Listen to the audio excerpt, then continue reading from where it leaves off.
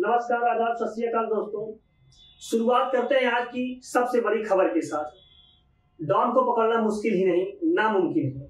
यह कहावत पुरानी हो चुकी है। योगी की पुलिस ने डॉन को दबोचा है और अब पुलिस उनको उनके ठिकाने पे पहुंचा दिया है। जब डॉन अंदर है तो बेटे की क्या मिसाल होती है। दो बेटे पहले से ही जेल के अंदर है। उमेश की हत्या करने वाला डॉन का तीसरा बेटा असद फरार अब पूरी तरीके से घिर चुका है। डॉन अतीक का बेटा आगे आगे और योगी की पुलिस पीछे पीछे। योगी की पुलिस को असद की लोकेशन मिल चुकी है और असद की घेराबंदी कर ली गई है और योगी की पुलिस वहां तक पहुंच चुकी है। अब नेपाल में सभी को एक साथ दबोचा जा सकता है। अब मैं आपको बताता हूं कि किस जगह पर कहां पर घिर गए हैं अतीक का बेटा और उसके साथ उसके शूटर भी। यानी नेपाल में अकेले नहीं भागा था।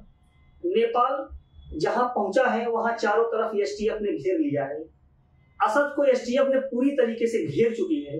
नेपाल में 5 लाख का इनामी अतीक का बेटा असद उमेश पाल हत्या का मुख्य आरोपी है, मुख्य हत्यारा है। सीसीटीवी कैमरे में असद गोली मारते हुए दिखा है। उमेश पाल की हत्या के बाद नेपाल भाग गया था। नेपाल में लगातार अपनी लोकेशन बदल रहा था। साथ में नेपाल में अकेले नहीं है, शूटर गुलाम भी उसके साथ नेपाल में छिपा हुआ है। उमेश पाल हत्याकांड में आरोपी गुलाम भी है, टोपी पहनकर फायरिंग करता हुआ नजर आया है। उमेश पाल की हत्या के बाद भी यह नेपाल में मौजूद है। पहले से भी कई मामलों में आरोपी है गुलाम। एसटीएफ ने उसे चारों तरह से घेर लिया है। पहले एसटीएफ ने जिनको पकड़ा है उसका क्या हश्र हुआ है मैं आपको बताता हूँ। एसटीएफ ने इसके पहले अरबाज जो ड्राइवर था उसके साथ पुलिस और एसटीएफ की मुठभेड़ हुई और एसटीएफ ने उसे मारकर ढेर कर दिया। उसके बाद दूसरा शख्स जो उस्मान चौधरी शूटर था, एसटीएफ ने उसे घेरा और घेर कर ढेर कर दिया। उस्मान भी पुलिस के एसटीएफ के द्वारा ढेर कर दिया गया है। अतीक के बेटे को कौन बचा रहा है, इन शूटर को नेपाल में कौन बचा रहा है, यह खबर आपको बताने जा रहा हूँ। आखिर नेपाल में कौन है जो इनको बचा रहा है, किसके भरोसे नेपाल में ये छुपे हुए हैं, पकड़ा कौन गया है मैं आपको बताता हूँ। दरअसल उमेश पाल शूटआउट में एसटीएफ को बड़ी सफलता मिली है और शूटरों को नेपाल में पनाह देने वाला शख्स गिरफ्तार हो गया है। उस शख्स को एसटीएफ ने बैठा कर रखा है जिसका नाम है कयूम अंसारी। कयूम अंसारी ने शूटरों की मदद की और कयूम अंसारी का कनेक्शन अंडरवर्ल्ड से है। अंडरवर्ल्ड कनेक्शन पर पहले भी कई बार पूछताछ हो चुकी है कयूम अंसारी से। कयूम का भी उत्तर प्रदेश के किसी नेता से करीबी संबंध है। कयूम अंसारी प्रयागराज के महुआमा का रहने वाला है। नेपाल में अच्छा खासा बिजनेसमैन है। नेपाल में उसने गुलाम मोहम्मद और अतीक के बेटे की मदद की है। दोनों के ठहरने की व्यवस्था की, दोनों कहाँ रुकेंगे, सारी चीजों में कयूम शामिल था। उसका मेन काम था सूत्रों को ठिकानों पर छुपाना। दरअसल अतीक का बेटा जो है असद, वह बाहर नहीं जा सकता क्योंकि उसके पास पासपोर्ट नहीं है। अगर पासपोर्ट होता तो आज नेपाल में न छिपा होता, कहीं बाहर चला जाता। पासपोर्ट क्यों नहीं बना, उसके परिवार की आपराधिक रिकॉर्ड के चलते उसका पासपोर्ट नहीं बन सका, वरना यह विदेश भाग जाता। अभी केवल नेपाल ही जा सकता है। कयूम अंसारी को एसटीएफ उठा ली है और पूछताछ लगातार कर रही है। नेपाल में अंसारी डीजल के नाम से पेट्रोल पंप चलता है। पेट्रोल पंप से ही कयूम अंसारी को एसटीएफ ने उठा लिया है और एसटीएफ ने उसे नेपाल से भारत लाया है। खबर यह है कि एसटीएफ के अधिकारियों ने उसे गाड़ी में बैठाया और बोलेरो गाड़ी थी और उसी गाड़ी से नेपाल से उसे भारत लाया गया है। अब लगातार एसटीएफ के द्वारा उमेश पाल के हत्यारों के बारे में, यानी कहें कि अतीक के शूटरों के बारे में जानकारी जुटाया जा रहा है। अंडरवर्ल्ड से कनेक्शन पर भी कयूम से लगातार पूछताछ चल रही है। नेपाल से बहुत जल्द ही बहुत बड़ा खुलासा हो सकता है।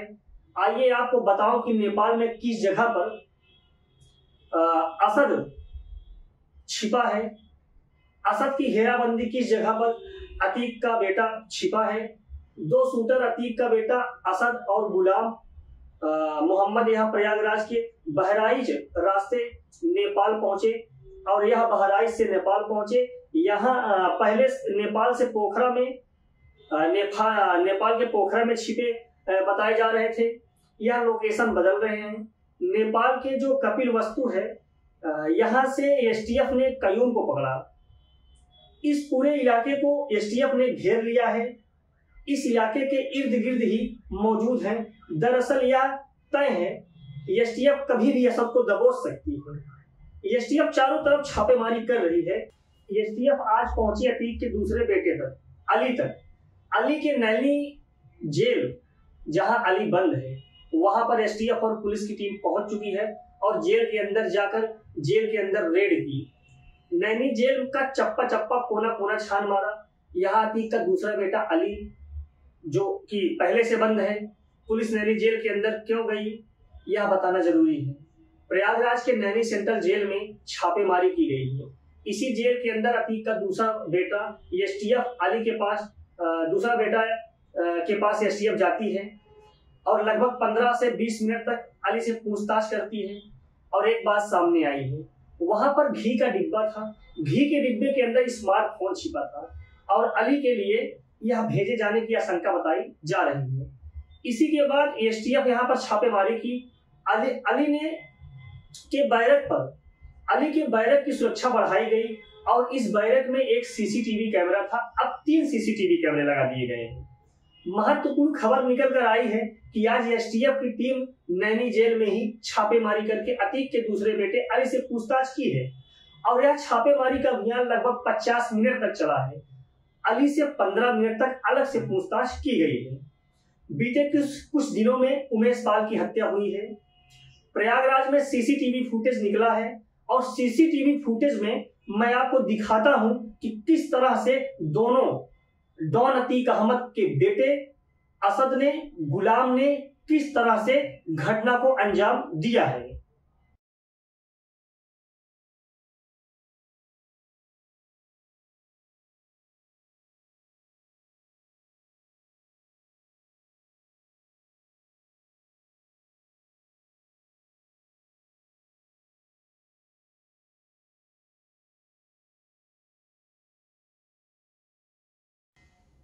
तो आपने देखा सीसीटीवी फुटेज में गुलाम मोहम्मद क्या कर रहा था। गुलाम मोहम्मद बाकायदा एक दुकान में खड़े होकर बातचीत कर रहा था, आम नागरिक की तरह सामान की डील कर रहा था। मौका देखते ही पिस्टल निकालकर गुलाम मोहम्मद दुकान से बाहर निकलता है और फायर करने लगता है। लेकिन एक पीले सूट में सीसीटीवी कैमरे में लड़की नजर आई और पूरा live shoot out video call में वह अतीक अहमद को दिखा रही थी। यानी कहे तो वीडियो भी बना रही थी और वीडियो बनाकर यह लड़की गायब हो जाती है। और यह तो पता चला कि पीले सूट वाली लड़की गुलाम मोहम्मद की गर्लफ्रेंड है। उसकी गर्लफ्रेंड को, यानी कहे तो गुलाम मोहम्मद की प्रेमिका को एसटीएफ ने पकड़ लिया है। गाड़ी के पीछे से अचानक बाहर आई और पीले सूट वाली लड़की सीसीटीवी कैमरे में कैद हो गई थी। उससे लगातार इनकी बात चल रही थी और पता चला कि दोनों में बातें भी होती थी। शूट आउट के पहले और शूट आउट के बाद भी यह महिला गुलाम से लगातार फोन पर बातचीत की है। गुलाम की प्रेमिका से लगातार एसटीएफ पूछताछ कर रही है। आपको बताऊं, माधवपुर पट्टी खरकौनी की रहने वाली है यह लड़की और किसी को पता नहीं कि एसटीएफ कहाँ रखी है, लेकिन पूछताछ जारी है। आपको जानकर अजीब होगा कि डॉन की पत्नी शाइस्ता, एसटीएफ की अलग टीम बनाई गई है। अतीक की पत्नी शाइस्ता परवीन की तलाश तेज हो गई है। अतीक जेल में है, पति के पास कोई रास्ता नहीं है। टीम अतीक की पत्नी की तलाश कर रही है। हर टीम में 18 महिला पुलिस शामिल हैं और उनके रिश्तेदारों के घरों में रेड हो रही है। प्रयागराज में ही शाइस्ता के छिपे जाने की आशंका है। अतीक के 3 करीबियों को पुलिस ने अभी तक पकड़ लिया है। हत्याकांड के बाद संदिग्धों के संपर्क में शाइस्ता को शरण दी थी। शाइस्ता पर 25,000 का इनाम घोषित है। ये अतीक का कारोबार संभाल रही थी। शाइस्ता के पास एक रिवॉल्वर, एक राइफल और एक एसडी-बीएल भी है। अतीक के परिवार के पास 7 लाइसेंस गन हैं।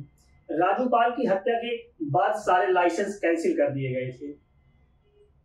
उमेश पाल की हत्या का गवाह था राजू पाल। दरअसल अतीक अहमद ने राजू पाल के गवाह को किडनैप कर लिया था और हाईकोर्ट में फैसला आने वाला है। उमेश पाल अपहरण केस में सुनवाई पूरी हो चुकी है। उमेश पाल केस में 28 को फैसला आने वाला है। उमेश पाल का अपहरण किया गया था। उमेश पाल की हत्या भी इस केस की सुनवाई के बाद लौटते हुए हुई थी। उमेश पाल की गवाही पूरी हो चुकी थी, इसलिए अतीक अशरफ को अब सजा मिलना तय है।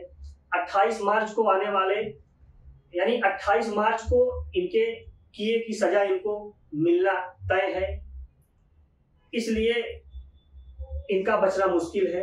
हालांकि इनके ऊपर दर्जनों केस हैं, जेल से निकलना भी मुश्किल है। आगे की जानकारी, आगे की खबर में हम आपको बताते रहेंगे। नमस्कार।